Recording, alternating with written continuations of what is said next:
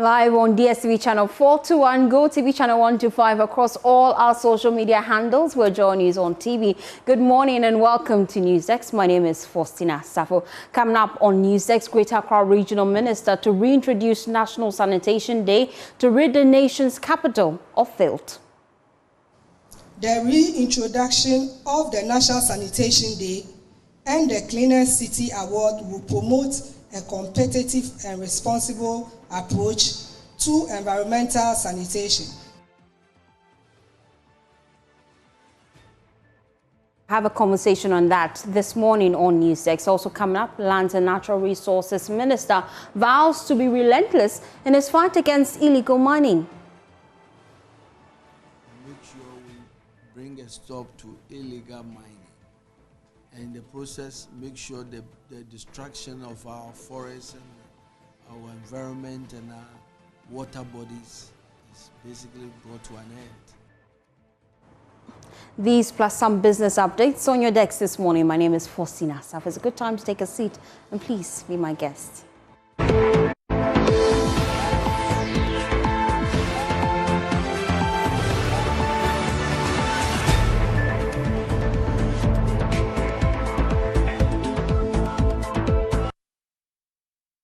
Thanks for choosing us. We are your home of independent, fearless, and credible journalism. Now we'll start with the Greater Accra Regional Minister, Linda Oklu, because she's seeking to make Accra clean again with the reintroduction of the National Sanitation Day and the Cleanest City Award to promote a competitive and responsible approach to environmental sanitation in the region. Well, she says that a Regional Sanitation Day will be observed on the last Friday of every month for residents to clean the city. Linda Oklu has been engaged in the management of the Greater Accra Regional Coordinating Council on her first day in office. One of the key performance indicators for metropolitan, municipal, and district chief executives will be their effectiveness in managing sanitation and waste. The reintroduction of the National Sanitation Day and the Cleanest City Award will promote a competitive and responsible approach to environmental sanitation.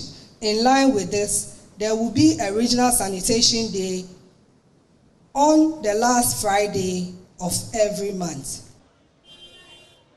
The provision and replacement of street lights will be intensified under my tenure to enhance visibility, reduce crime, and improve road safety, ensuring all efficient street light system will contribute to the region's overall security and economic development. Oh yes, in fact, within 50 days in office, all these things should be fixed. 50 days in office, yeah. Yes, not even all, but we'll make sure that majority, at least 70% of it should be, yes, fixed.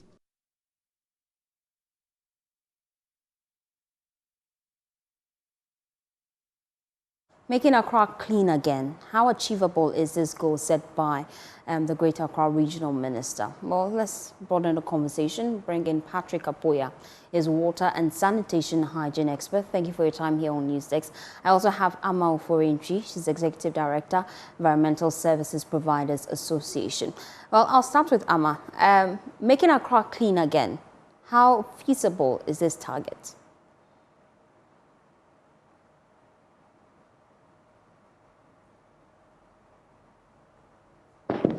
Amma, you have to unmute for me to hear you clearly.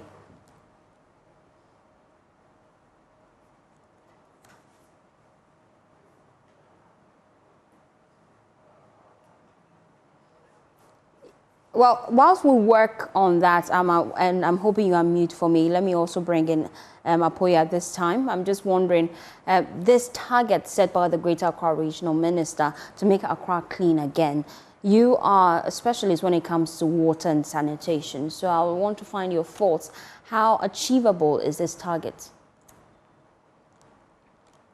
Well, I think the minister is very specific about what she hopes to achieve, and that is setting aside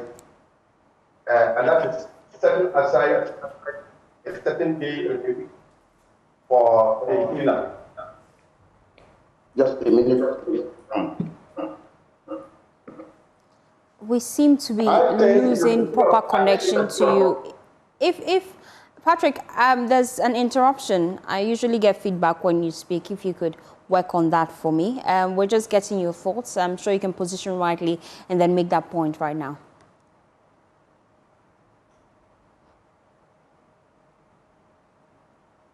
Unfortunately, we're having technicalities, difficulties. So, Patrick, can you hear have me now? yes, Patrick, Can you hear yes, me now? I can hear you Yes. now, loud and clear. Great. So, I said the minister is very clear about what she intends to do. She's specific about her approach. It's about making sure that Accra is gotten rid of filth. For me, it's a laudable initiative. She's also talking about setting aside reinstating the National Sanitation Days, where we actually go to clean up nationwide, which is also good. But this time she's speaking for Accra. So all of Accra, all of Greater Accra, at least every day, one day in a month, everybody will embark up on that cleanup exercise. If she's able to work out the logistics, of that cleanup, that we don't clean up and the things heap and we don't have somebody moving them to the final disposal points, and that they are consistent.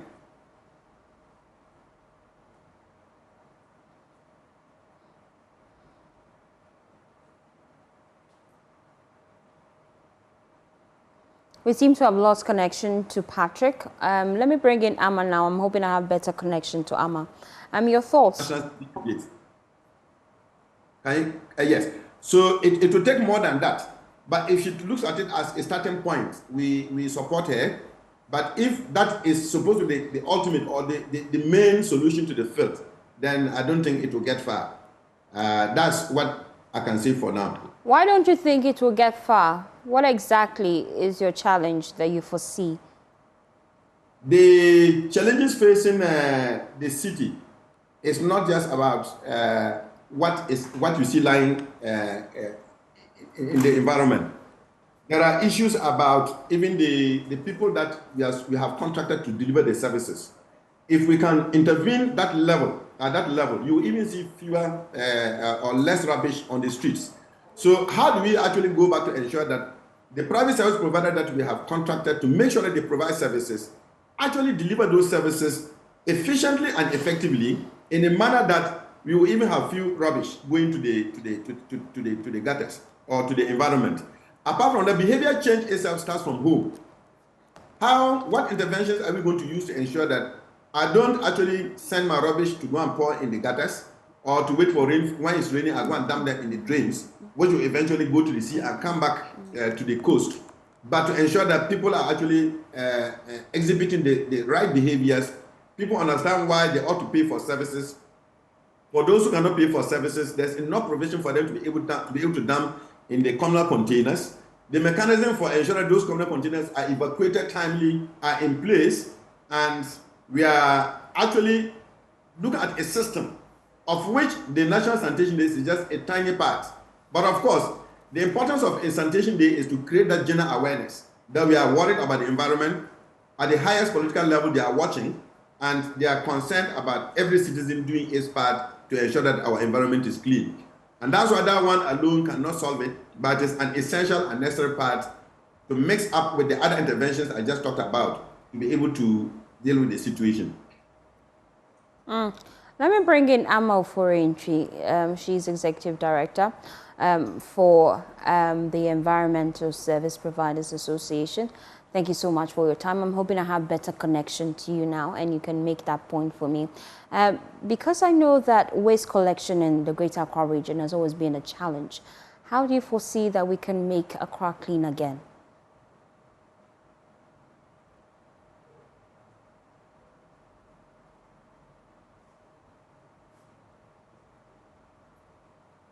Amma, you still have to unmute for me to hear you clearly.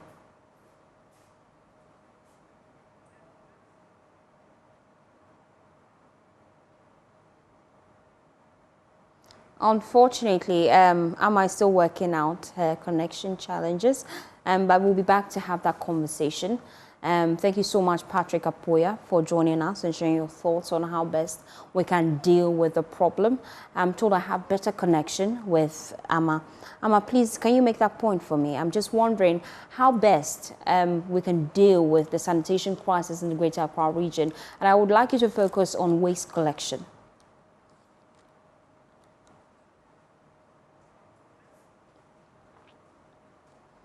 Hello? Yes, Amma, Hello? I can hear you loud and clear now. Okay, thanks for the opportunity. I want to use this opportunity to congratulate the Greater Accra Regional Minister and also for bringing back the National Sanitation Day.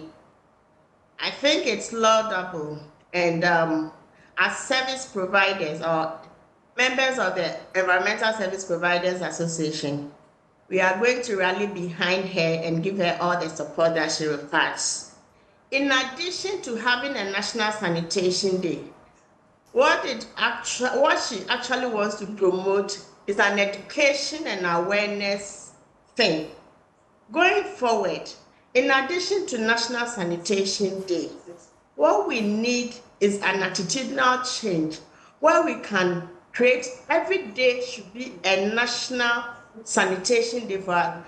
It's about time as Ghanaians we come to the recognition that we are responsible for our sanitation. So every day has to be sanitation day. And for her to be effective this time round, we need enforcement. The enforcement of the bylaws, I think, is one of the key challenges in the country. And now that they are looking at a 24-hour economy, I think we should have a 24-hour task force to ensure that when the services are rendered, we are on the grounds to make sure that the mess is also taken care of. So in addition to the National Sanitation Day, a lot more has to be done. We also need to do a lot more education and awareness creation to ensure that people are conscientized on ensuring that the environment is clean. And then let's focus on waste collection because that's key for me.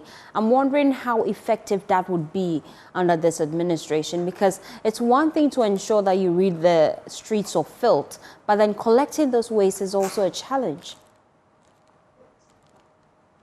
That is where we are asking for the enforcement. Enforcement of the sanitation bylaws is key. We need enforcement.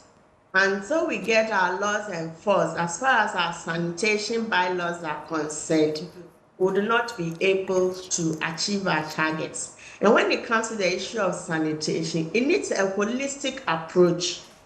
People need to be conscientized and also know that it is a shared responsibility. They have a role to play. And then we have to also ensure that our laws are enforced. We've been collecting waste for the past, God knows how many years now. Why is it that we are still having challenges? We need to have a research done. What is the cause? Is because of increase in population. So the commercial areas, the high populated density areas, how can we handle it to ensure that we can get rid of the filth? So in addition to the National Sanitation Day, we need measures. We need to put in measures to ensure that where we have problems, especially in the commercial areas, there is work around 24/7. And also the service providers, apart from Zoomlion being the biggest and having all the logistics, the other service providers also need to be supported with logistics so that they can also keep up with the collection so that we can, by this way, if they also get the required support, by this way, they can all come together to ensure that the city is clean, especially looking at the 24-hour economy. We are looking at a situation where we have a 24-hour task force put in place to ensure that our city will be clean this time around. So I think the initiative of the regional minister is laudable. Members of the Environmental Service Providers Association, we are solidly behind her. We have logistics, especially the materials in cleaning will be available and around any time to support her. Just that when it comes to National Sanitation, it means it's going to go with the budgets. And that is where another challenge comes in. And when it also happens that way, people also hoard their waste. So the day that there will be a National Sanitation Day for them to bring out the waste. So in as much as she's brought this initiative back, it's laudable, but then we should still conscientize citizens. We should still make that awareness creation and let people know that every day is sanitation day. We should have an attitude of ensuring that on daily basis our environment are clean. We shouldn't wait on a particular day so that when it rains, we will not get our gutters soaking. If we make it an attitude and we do it gradually and we are doing it on daily basis, it will go a long way to help us. In addition to the Friday Sanitation Day. Thank you, Amofori Intri. She is Executive Director for the Environmental Science Providers Association. I also have with me Florence Kukui. Thank you so much for your time. She's Director of Public Health, Accra Metropolitan Assembly. Now, this is something that you must be passionate about, because I know that with our Clean Ghana initiative, you are on the grounds checking when it comes to sanitation and what have not. With this new initiative that the Greater Accra Regional Minister is seeking to implement, how do you feel this will help rid the country and especially the Greater Accra region of filth? Okay, thank you very much, my dear. Let me use this opportunity to say good morning to your service viewers. So, RS, that is National Sanitation, is a proposed interaction. But the regional safety. First of all, we have for the cause of what we are in what is causing the risk of the every time. Until we look for the cause, we will just go because if you look for the root cause, then you find. Florence, I'm struggling to hear you. If you could position rightly, we're having interruptions when it comes to your voice. If you could position rightly and then make that point for me, I'll be most grateful. I am that's fine. Oh, okay. So you're on the go. I understand. I understand. Okay now. Well, we can try. Let's give it another try and see if it's clearer. Okay. So, looking for the root cause is one. Building a proper infrastructure is another one. Empowering the technical officers that are supposed to ensure that this RSND is implemented is another one. And also empowering the officers at the various MMDAs. Because if we put in all these formalities and then the infrastructures are not well formed, it's still going to be another 9-day wonder. When Atama was talking, she mentioned about enforcement. But the question is, how many landfill sites do we have? What is the distance between the landfill site and where the waste is being generated? What are the type of waste characteristics that we generate in the system? All these things are supposed to be known. So that Madam mentioned of waste source segregation, I was very happy when I heard her mention that she's going to ensure that waste is being segregated at source and buyback centers are being curated to ensure that we follow the circular economy system. And I think that is 100% laudable idea she's bringing. And we all need to rally behind it. As much as the private sector players are doing their part, the public sector players should also be empowered. If you are empowered, you have to do the enforcement. And you have seen the enforcement, and the enforcement is the priority. The officer will do the enforcement all out. But if you hold the officers back at the back, instead of us to do the enforcement will never be ready. Why I'm saying, if an officer of that said that they are doing something, and the person is supposed to go to court,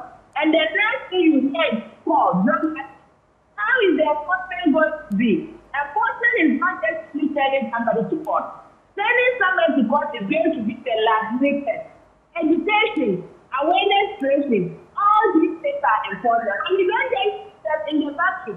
You look for monitoring and information. You can't do this in the battery. So what I'm talking about the empowerment, never to be empowered. Never to be empowered. With this tool, that will carry a perspective. It's a very second to know that the things that these are people that this that brings at the one in the because these are the fact that so we need to know all this before we can come to put up what we think we can do to solve the situation.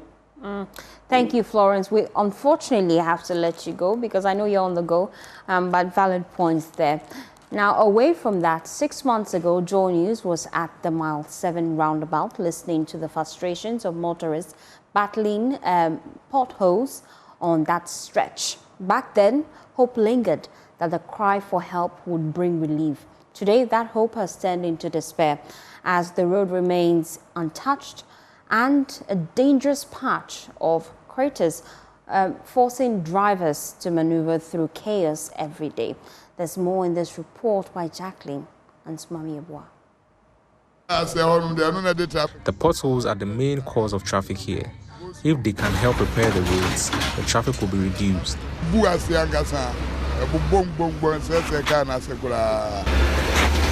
That was the cry of some drivers 5 months ago when we visited Mile 7 Runabout, a road riddled with potholes, frustrating drivers and damaging vehicles.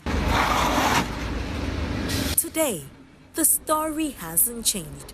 Drivers and motorists are still navigating this obstacle course of a road, risking their vehicles and safety. Many are disappointed, with some saying it feels like their complaints have fallen on deaf ears. The potholes for here, they no be small. Because when you from the ABC there, they come. Before you read the runabout, you see the speed for the inside. But because of the potholes, you know go speed. And traffic too, they cause traffic too for here. The potholes make a gas than before. I think from 2019 or 2020 where the potholes start. You see they pour the concrete self for top. Now first the water go there. But right now they can't pour the concrete there, it makes more, but still now no problem there. This area is in terrible condition, and when it rains, it gets even worse. The entire place floods because of the potholes. My car tire burst here because the road was flooded, and I ended up hitting the potholes. It's always a struggle to get through the spots, as it requires a lot of effort just to pass. I've been using this road for a long time, and as a driver, we usually load from Accra directly to our destinations. However, because of the poor road conditions, we now load straight to Dome and take alternative routes. If the road was in good condition, we could follow the usual routes and charge a normal fare. Unfortunately, using these alternative routes means we need to charge extra. We are appealing to the government to fix the road. This potholes, remain a daily struggle and a daily challenge for commuters, motorists, and everyone who uses this road. The big question remains, until when will authorities find a lasting solution to these gaping potholes at Mile 7? Reporting for Joy News, I'm Jacqueline Ansuma Yaboa. Well, the Lands and Natural Resources Minister, Emmanuel Amakofi-Boa, says he will not relent in the fight against illegal mining. He is warning staff of his ministry who will not act professionally and sabotage his effort to fight against illegal mining to stay away or be dealt with. There's more in this report. I had a very good meeting with the Chief Director and the directors of the ministry. I finished a staff meeting today and engaged the staff of the ministry, roughly about 160 of them. And we got a chance to, share ideas. make sure that we create a pathway for legal mining and make sure we bring a stop to illegal mining. And in the process, make sure the destruction of our forests and our environment and our water bodies is basically brought to an end. We need to stop the bleeding. And so for the ministry, everybody who is working here, his goal must be towards achieving that objective, which is our priority. Land reforms at the Lands Commission, and you listen to all the challenges that the people of Ghana have. How do we make it so friendly and easy for people to basically get land services? And make sure that illegal mining or galamsey is completely fashioned out, and that we create a pathway for anybody who wants to engage in mining to do it legally, environmentally friendly way, and make sure that we also protect our water bodies. I'm very confident. You know, as a leader, my job is to make sure I motivate and drive everybody here to believe that we can achieve all the goals we've set. And I think that that's what I'm going to provide. And I think that, as I've said today, everybody who is determined to work and support me achieve these objectives must feel free and be excited to work here, because those are the people I'll be working with. And so we started on a very positive note, and I believe that the Ministry of Lands and Naturals, and as well the beautiful staff I met today, will also have. We'll be doing the next step in the coming days, where we'll be engaging all the sector agencies, you know, to basically look at their commitments. That's what we want to do. We'll set goals. We'll be going in the coming weeks, or we'll also be going on a retreat to make sure we set clear timeline goals for the quarter, each quarter till the end of the year, and make sure we have clear benchmarks in achieving these goals. And so we are very excited, and I think that the people of Ghana can be assured that we are here going to work very hard on their behalf. Let me bring in Reverend Father Joseph Blay. He's an evangelist, and he is also an environmentalist. Now, thank you so much for your time here on Newsdesk. We're seeing renewed commitment with this administration. They're pledging to deal with illegal mining. But then what approach do you feel they can adopt that can yield better results as compared to the previous administration? Thank you very much. Sorry, I need to hear. Yeah, thank you very much, and good morning to you and to all your hearers. First of all, I congratulate the Minister for Lands and Natural Resources. I think it's a man that we had great expectation, because even from the opposite side, as an opposition in Parliament, he's been a strong advocate and defender of the lands and our natural resources. So I think what we need now immediately is not to set any new things. The laws are already there. We have very good regulations. Our lands, minerals, and the mining law act 703 is there. We have all the amendments. So what we need to do is the implementation first and foremost. As the president really mandated them on 30th January, he said that he is now asking them to arrest all those who are involved in the mining, to ban also the mining in forest reserves and mining also on the riverbed. So first of all, we have to put into action the existing laws before of thinking of any other thing. We have, for example, the Anti-Galamsey Coalition has pleaded several times that shall we revoke the LI 2462 and then the EI 144, which has given authority for estate development in Achimota Forest and then also mining in the forest area. These are things that are already on the table. So I think what we want to see them is the immediate action of those that are really harassing Ghanaians, that are so much on our hearts. At this point, is it still necessary to declare a state of emergency on our water bodies? Thanks so much. I think so because you see, the things are still ongoing. Even after the change of government, we have a lot of places that Galamsey is going on. We have, for example, in the Enzima areas, in my own area, the Awin area. Recently, we heard of exchange of gun, which lost 2 lives, not to mention even the Obuasi one. So what is the state of emergency? That is when security is at risk. And as I revealed even in my dissertation, that Galamsey is a recipe for civil war. It's a recipe for war, insecurity. So already we are seeing some signs of this. So I think what we are advocating for is still necessary. Okay.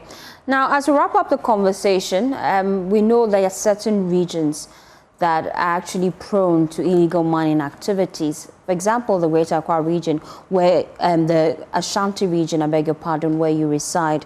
What lessons can we learn from that region, and how best do we deal with illegal mining? Yeah, actually, I come from the Western region and the Awin municipality precisely. And I'm a Catholic priest, not just an evangelist. So I'm a Catholic priest. Yes, so what is happening that we can learn from, because already we've seen the devastating effects. Now, in the Western region, or even the whole of Ghana, southern sector of Ghana, all our rivers are destroyed.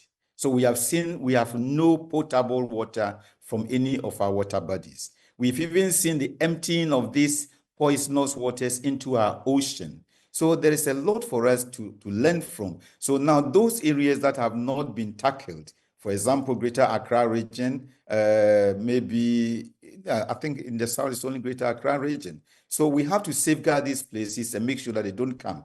And then, as I said, the laws that are there, let us try to implement them. The president says, arrest all those who are involved. In his campaigning, he was saying that there are big men who are behind. So now that they have the power, let us try to get hold of those big men that are behind. So are those small boys that have been arrested will be freed or do not have the courage to proceed. So I think that is what we need to learn, that already we have lost so much and we can't continue losing our natural resources. Thank you very much, Reverend Father Joseph Lee, for your time here on News 6. We'll be back on News 6 with business. Please stay tuned in.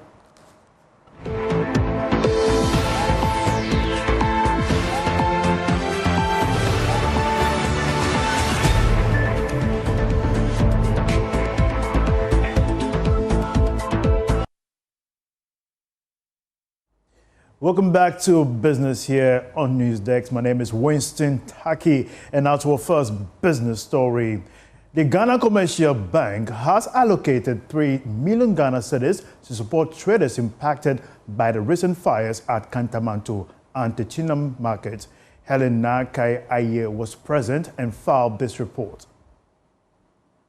The initiative aims to provide relief to affected businesses, with funds disbursed to be repaid within 9 months. Speaking to Joy Business, Executive Head of Retail Banking, Sina Kamegate, emphasized that the move aligns with GCB's commitment to cushioning businesses and fostering their growth amid challenges. The package is to, as it were, relieve them of the grief. And so what we have done is to give them a 9 months period to pay this loan. And in this 9 months, in the first 3 months, they are not going to service any amount. And so they have a holiday, or if you like, a moratorium of 3 months. They would start paying from the month of April. The bigger vision is to grow these micro and small and make them multinational companies. And that has been the focus, and we have not lost sight on that. He noted that beyond financial assistance, the bank will also educate traders on proper financial management and effective record keeping to help them track sales and improve their business operations. What we are doing also is to support them, educate them around lodging of their sales.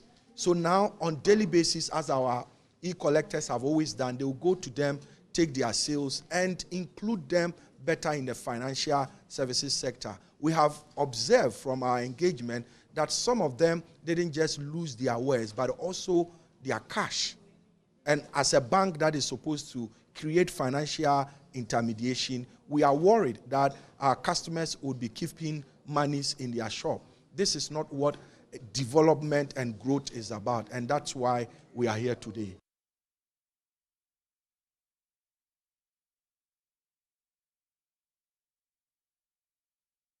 Now, news coming through is that the Minister for Energy and Green Transition, John Jinapor, is reporting today on the first day at work at the Energy Ministry. Let's take you there for live update. Where you do not have the capacity, I'm confident that you can source for capacity to augment what you do with us. And so let me thank all of you.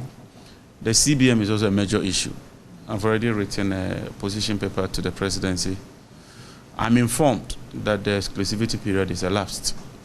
Even if it hasn't elapsed, we have to do something about it. It's quite obvious that the CBM alone cannot serve our needs. And as a government, we want to take a position on that. And we are determined to ensure that we address that challenge. And once again, like I've always said, we have to do that in partnership with you, captains of industry. So, Seaboard, these are some of the areas I think that you can begin to look at. If you have proposals on how we can deal with some of these issues, let us know, and I will look forward to working with you. Let me welcome you to the Ministry of Energy. It's not for anything that the issue of green transition was added to the ministry. And in Tanzania, the president announced that we'll be setting up a renewable energy investment and green transition fund to accelerate the pace of work within the renewable sector. So it's another area that I think you should be looking at. The traditional fossil fuels would eventually be giving way to some level of renewable energy, and you must be ahead of the curve so that you can integrate yourself into the renewable sphere. So let me welcome all of you and to thank everybody for honoring this invitation. Thank you very much.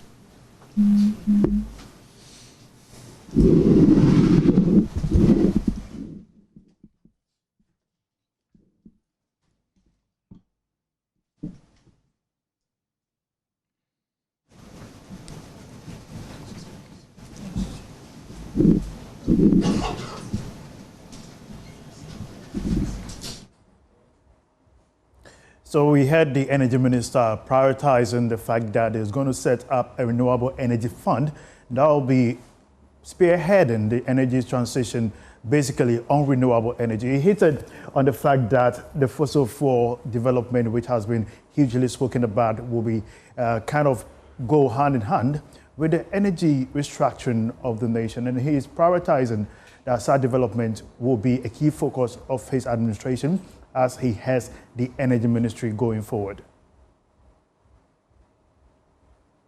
Now, moving away from that, the Chartered Institute of Human Resource Management, Ghana, and Central University have signed a memorandum of understanding to champion excellence in human resource management and development in Ghana. There is more in the following report. The Memorandum of Understanding is to champion excellence in human resource management and development in Ghana. There is a pledge between the two major partners to pool resources and work together to advance the people management profession in Ghana. I would like to commend the leadership of Central Business School for your willingness to partner with the Chartered Institute of Human Resources Management, the sole body legally mandated to regulate the practice and teaching of human resources management in Ghana, in launching this program.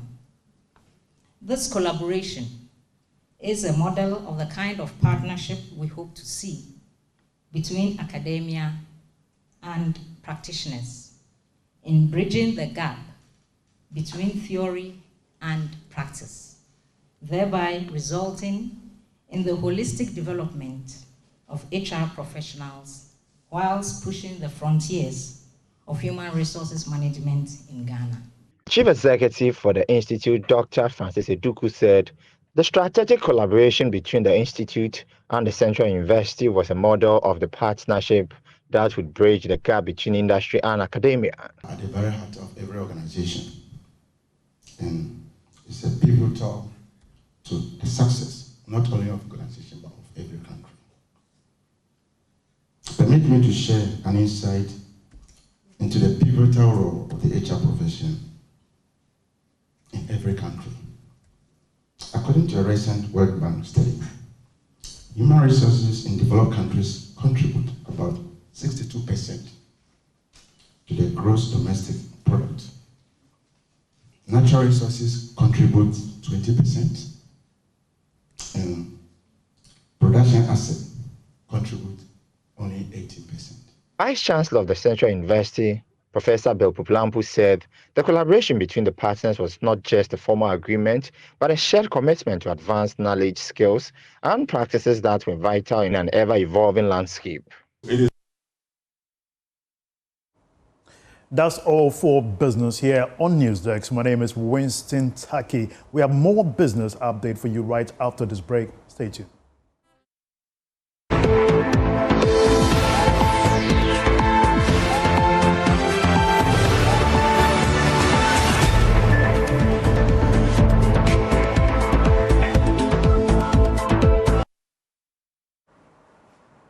Well, news just reaching us here, Joel News, is that Asante Kotoko has suspended all sporting activities. They are demanding justice for one of their supporters that has been killed, Let's get more on this. Join me now is Muftal.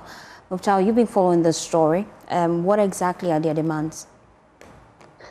The Porcupine Warriors, in their statement, have said that they are demanding justice for the demise of Yao Frimpong.